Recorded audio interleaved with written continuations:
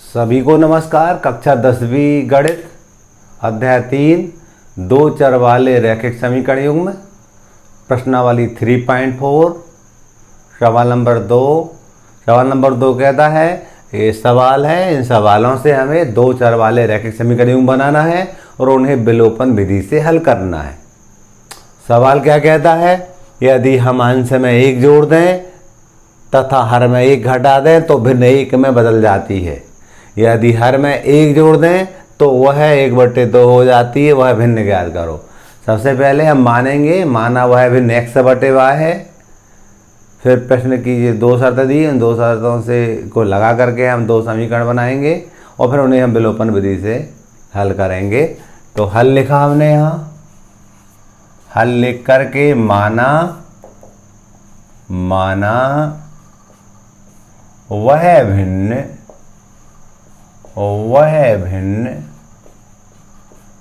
x/y है। प्रश्न की प्रथम शर्त से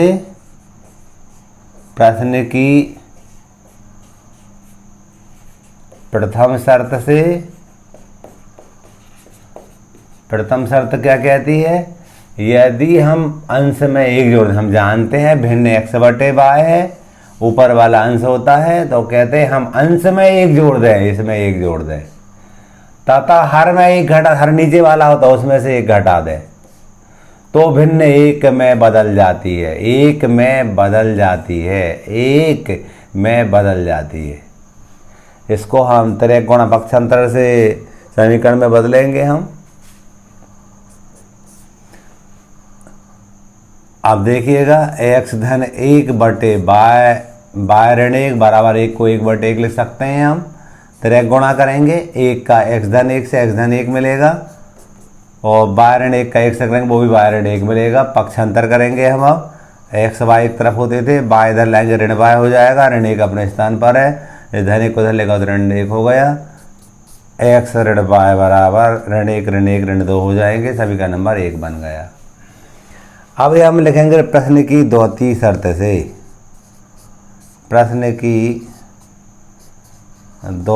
शर्त से,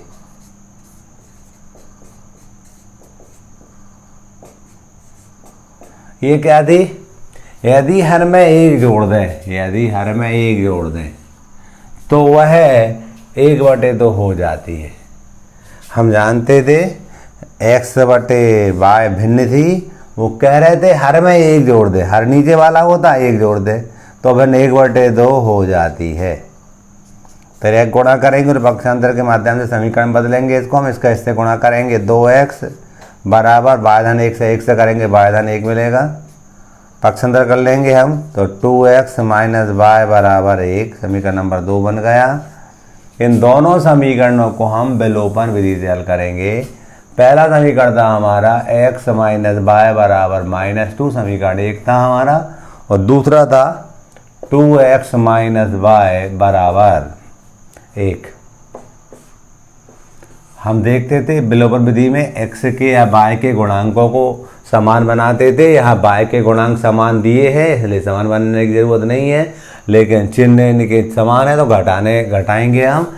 तो लिखेंगे यहाँ घटाने पर, लिख सकते हैं समीकरण 1 में समीकरण 2 को घटाने पर, घटाते हैं तो नीचे वाले समीकरण के चिन्ह बदल जाते हैं।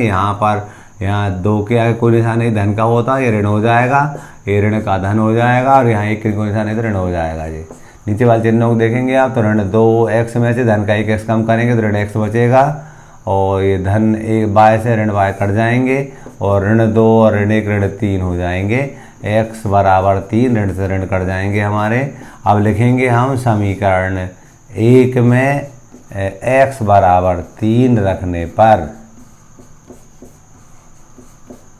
तो x ऋण y बराबर ऋण 2, ये समीकरण 1 था, 2 में भी रख सकते हैं हम। x का मान 3 ऋण y बराबर ऋण 2 और ऋण y बराबर ऋण 2 ऋण 3, पक्षांतर किया धन 3 और ऋण 3 हो गया तो ऋण y बराबर ऋण 5, ऋण का भाग देंगे हम तो y बराबर 5 आ जाएगा। अतः वह भिन्न लिखेंगे, अतः वह भिन्न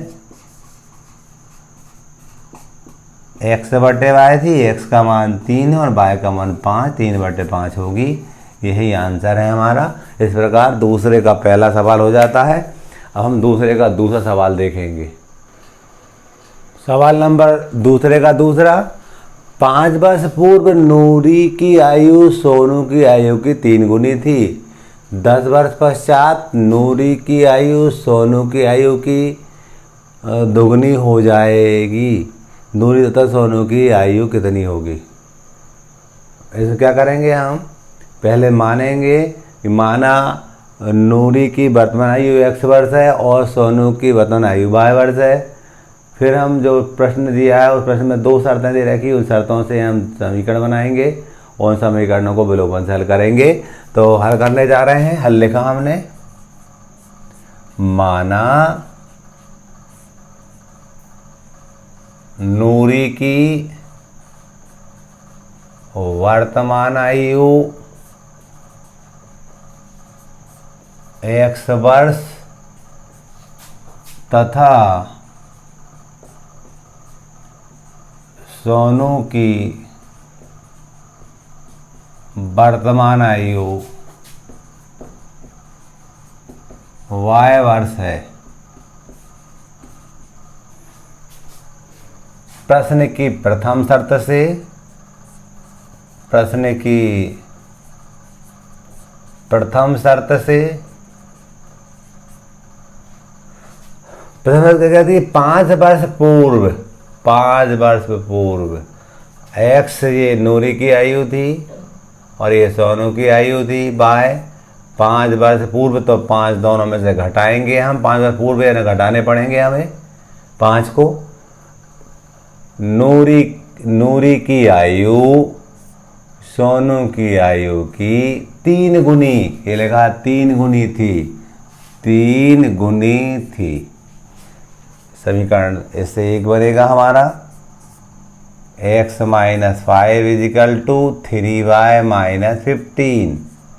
अगले पद में 3y इधर आया तो x - 3y बराबर -15 + 5। पक्ष अंदर किया, ऋण 5 इधर आया, धन 5 हो गया और 3y इधर आया तो ऋण 3y हो गया। x - 3y = ऋण 15 में 5 घटाएंगे, ऋण 10 बचेंगे। समीकरण नंबर 1 बन गया।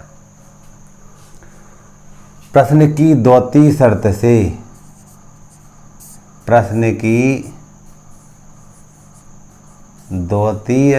से ये क्या थी? 10 वर्ष पश्चात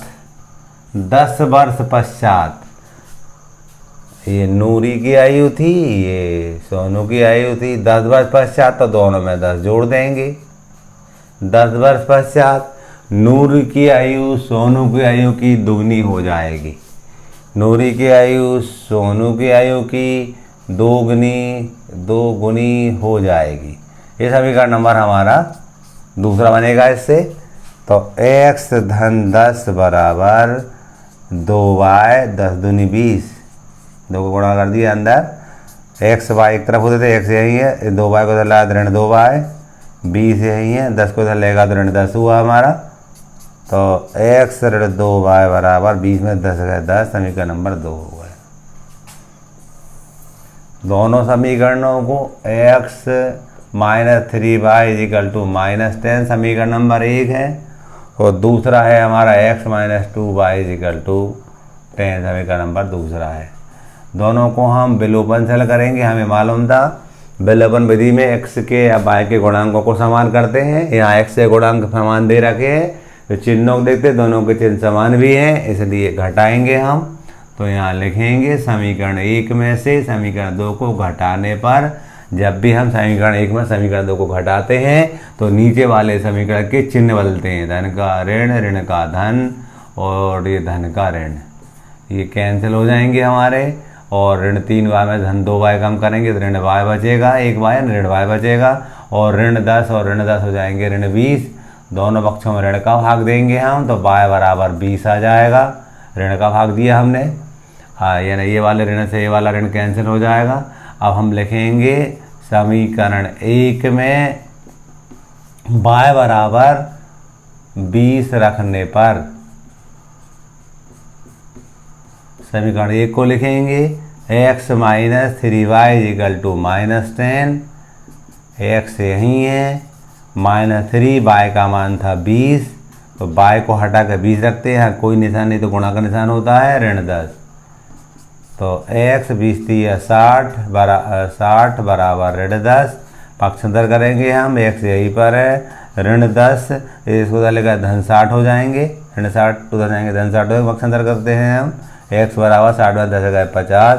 तो हम कहेंगे जो अतः नूरी की जो वर्तमान आयु है वो x मानी थी हमने, और वो हमारी 50 है, तो 50 वर्ष की होगी ये नूरी। दूसरा हम कहते हैं सोनू, और सोनू की आयु y वर्ष मानी थी, और y का मान हमने 20 निकाला, तो वो 20 वर्ष होगी। ये हमारा आंसर होगा। इस टाइप से हमने दूसरे सवाल के दूसरे को कंप्लीट कर लिया है। क्वेश्चन नंबर दूसरे का तीसरा, 2 अंकों की संख्या के अंकों का योग 9 है।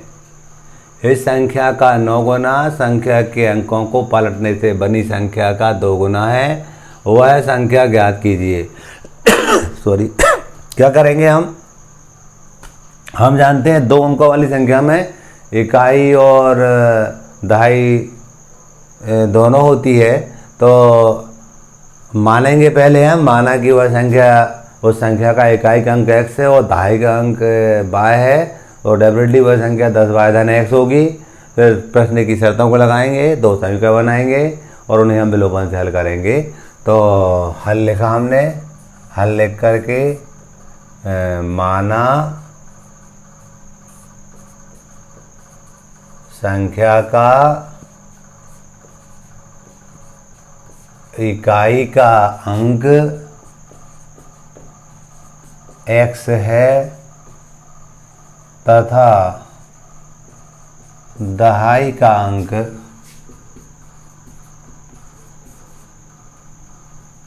y है, तो वह संख्या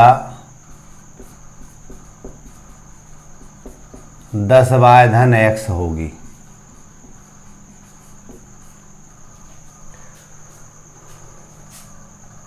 प्रश्न की प्रथम शर्त से 2 अंकों की संख्या के अंकों का योग 9 है।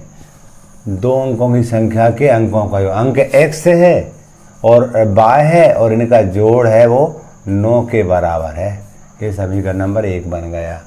फिर कहते हैं संख्या का 9 गुना, प्रश्न की दूसरी शर्त से सवाल कहता है इस संख्या का 9 गुना, संख्या क्या थी हमारे पास 10y धन x थी, इसका 9 गुना, तो 9 को गुणा कर दिया। संख्या के अंकों को पलटने से बनी संख्या का 2 गुना है। संख्या जो थी उसके संख्या के अंकों को पलटा, 10x धन y कर दिया हमने, x और y के स्थान चेंज कर दिए, इसके 2 गुने के बराबर है।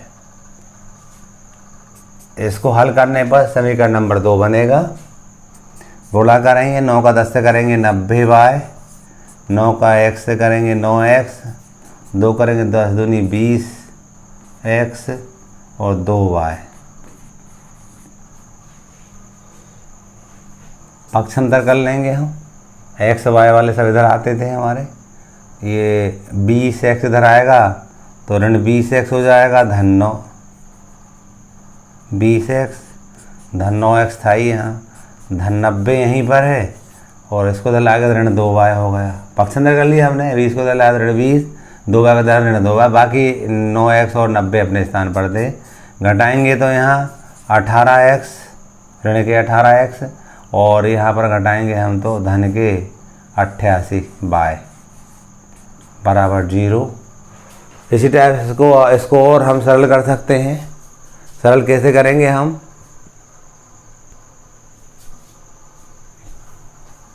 हम देख रहे थे यहाँ पर ऋण 20x है और धन 9y है, घटाएंगे तो ऋण के 11x बचेंगे। वाई मिस्टेक जल्दी मुझसे यहाँ पर 18 लिख गया था। और 20y में से 2 बार घटाएंगे 88y। क्लियर। अब हम देख रहे हैं प्रत्येक पद में 11 का भाग जा रहा है, तो हम लिखेंगे 11 का भाग देने पर, तो ये हो जाएगा -x, 11 अट्ठे 88 हो जाएगा।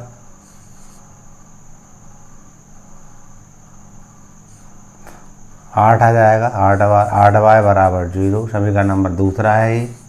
इन दोनों को हम विलोपनशैल कर लेंगे।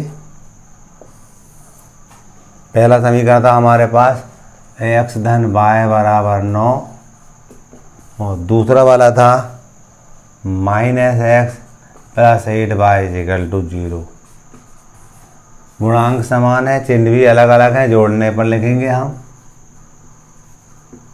जोड़ने पर ऋण x धन x कट जाएगा। ये 9y बराबर 9, y बराबर 9/9, y बराबर 1।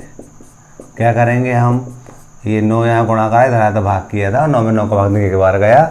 अब लिखेंगे हम समीकरण 1 में y बराबर 1 रखने पर, 1 क्या था, x धन y बराबर 9 था। x धन y का मान 1 था, x धन 1 बराबर 9, x बराबर 9 ऋण 1, x बराबर 8। अतः वह संख्या 10y धन x तो थी, तो 10, और y का मान था 1 और x का मान था 8, 10 से कम 10 धन 8, 18 होगी। ये हमारा आंसर हो गया। क्वेश्चन नंबर हमने दूसरे का तीसरा देखा।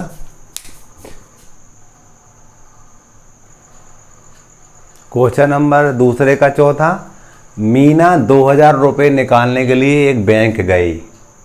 उसने खजांची से 50 रुपये एवं 100 रुपये के नोट देने को कहा। मीना ने कुल 25 नोट प्राप्त किए। ज्ञात कीजिए उसने 50 रुपये और 100 रुपये कितने कितने नोट प्राप्त किए। मान लेंगे हम मीना ने 50 रुपये के x नोट प्राप्त किए और 100 रुपये के y नोट प्राप्त किए। फिर प्रश्न की दोनों शर्तों से हम 2 समीकरण बनाएंगे और विलोपन हल करेंगे। तो हल लिखा हमने, माना मीना ने खजांची से 50 रुपये के x नोट तथा 100 रुपये के y नोट प्राप्त किए। प्रथम शर्त से प्रश्न की प्रथम शर्त से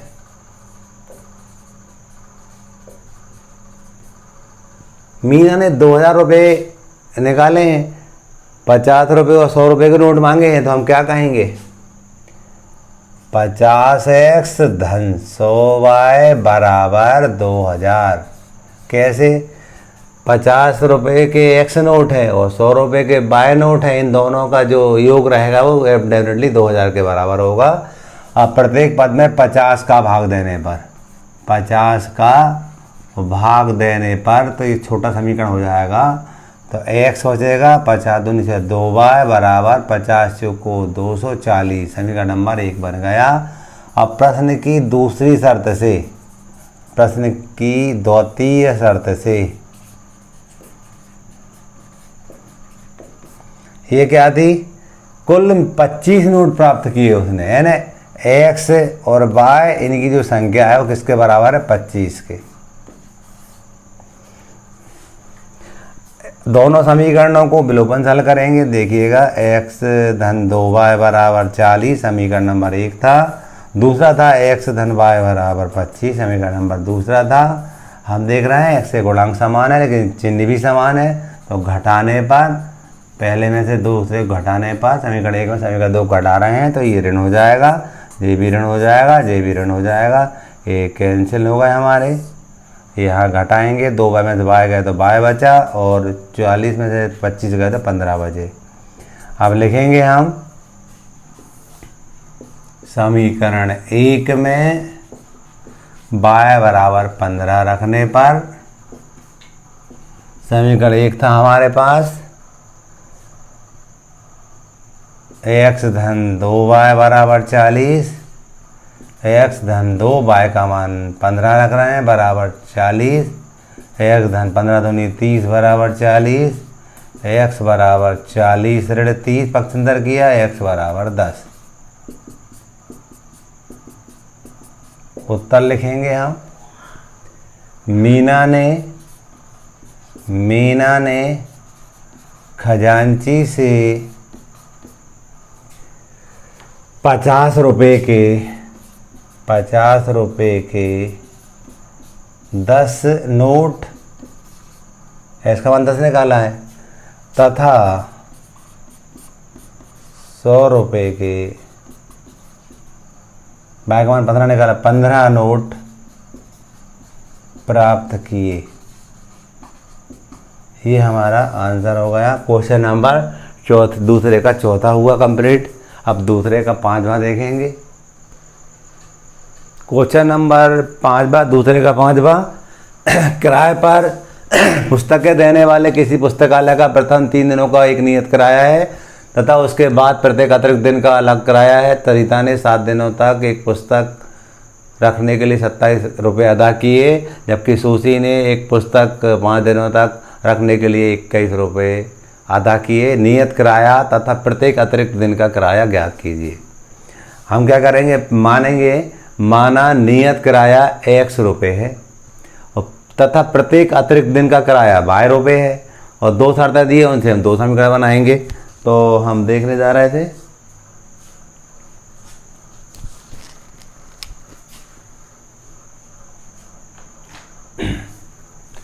माना, हल लिख करके हमने यहाँ लिख दिया, माना नियत किराया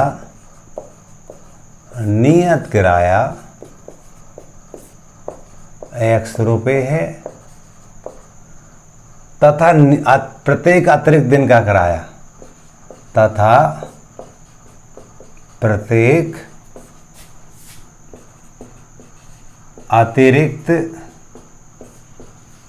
दिन का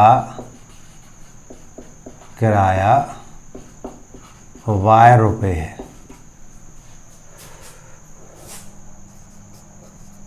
प्रश्न की प्रथम शर्त से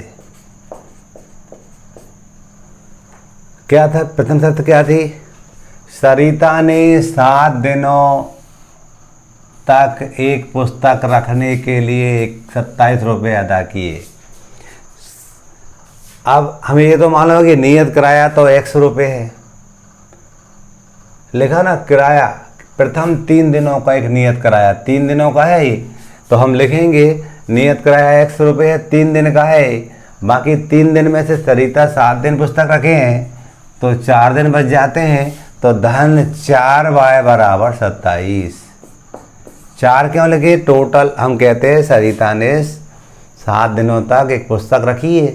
अब 7 दिनों तक 3 दिन का तो नियत किराया, तो 3 दिन किराया तो x मानना है और वो 7 में से 3 कम करके 4 बचेगा, तो 4 बाय हो जाएगा, क्योंकि एक दिन अतिरिक्त दिन का किराया 12 रुपये था, तो 4 अतिरिक्त दिन का 4 बाय हो जाएगा। इस प्रकार x धन 4y बराबर 27 समीकरण नंबर 1 बनेगा। प्रश्न की दूसरी शर्त से सुशी ने क्या है, 5 दिन तक पुस्तक रखी, तो नियत 3 दिन किराया तो x था आपने। अब कितने दिन की पुस्तक रखी उसने? 5 दिन। ये 3 दिन निकाल लेंगे हम, कितने बचेंगे? 2 दिन, तो 2 दिन का किराया 2y हो जाएगा। वो किसके बराबर है? 21 के बराबर। समीकरण नंबर 2 बन गया। इन दोनों समीकरणों को x धन 4y बराबर 27 समीकरण 1 था और दूसरा था x धन 2y बराबर 21 समीकरण नंबर दूसरा था। विलोपनशील करेंगे, दोनों गुणांक समान दे रखे थे x के, घटाएंगे क्योंकि चिन्ह भी समान थे, घटाएंगे तो घटाने पाए।